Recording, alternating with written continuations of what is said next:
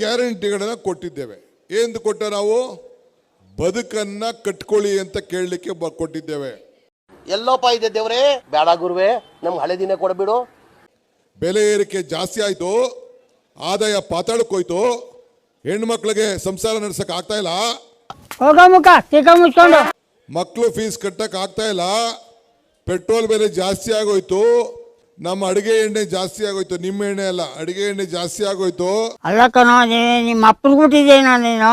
Time ಬಂದಾಗ ಅದೇ ಗೊತ್ತಾಯ್ತು. ಅದನ್ನ ವಿಜಯೇಂದ್ರ ಹೇಳೋರೆ, ಇಲ್ಲಿ ಯಾವ್ದೋ ಪೇಪರ್ ಅಲ್ಲಿ ಇದೆ, ಇದು ಗ್ಯಾರಂಟಿ ಶಾಶ್ವತವಾಗಿರುವುದಿಲ್ಲ. ಮನೆ ನೋಡ್ತೀರ, ಡಿಸ್ಟರ್ಬಿಂಗ್ ಮಾಡ್ತೀಯ. ಈ ಗ್ಯಾರಂಟಿ ಇಲ್ಲಿ ಹೇಳೋರು, ಇಲ್ಲಿ ನಾನು ಪೇಪರ್ ನೋಡಿದೆ ಇವತ್ತು, ನೆನ್ನೆ ಪೇಪರ್ ನೋಡಿದೆ. ಕಣ್ಣ ನೀರು ಹಾಕೊಂಡಿರ್ಬೇಕು ಮೋಸ್ಟ್ಲಿ. ಏನ್ ಹೇಳೋರಂದ್ರೆ ಕಾಂಗ್ರೆಸ್ ಗ್ಯಾರಂಟಿಗಳು ತಾತ್ಕಾಲಿಕ. ಏನ್ರಿ ಇದು? BSY ಅಂದ್ರೆ BS ವಿಜೇಂದ್ರ, ಬಿಜೆಪಿ ಅಧ್ಯಕ್ಷರು, ಯಡಿಯೂರಪ್ಪನವ್ರ ಮಗ. ಅದು ನಂಗೂ ಗೊತ್ತು. ಇದಕ್ಕೋಸ್ಕರ ನಾವು ಏನ್ ಗ್ಯಾರಂಟಿ ಕೊಡ್ತಾ ಇದೀವಿ ಅದನ್ನ ಈ ಎಲೆಕ್ಷನ್ ಆದ್ಮೇಲೆ ನಿಲ್ಲಿಸ್ತೀವಿ ಅಂತ ನಿಮ್ಮನ್ನೆಲ್ಲ ಎದುರಿಸ್ತಾ ಇದ್ದಾರೆ.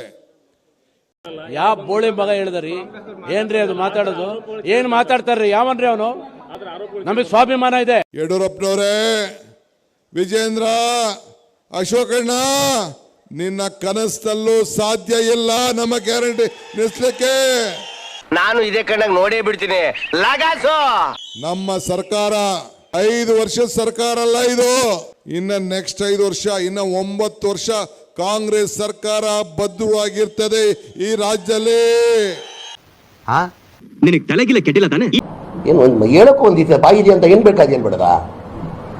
ಸತ್ಯ ಹೇಳ್ರಿ, ಜನಗಳಿಗೆ ಗೊತ್ತಾಗ್ಲಿ. ಇಷ್ಟ ಹೇಳಕ್ ಇಷ್ಟಪಡ್ತೀನಿ. ಓಕೆ ಫ್ರೆಂಡ್, ಬಾಯ್.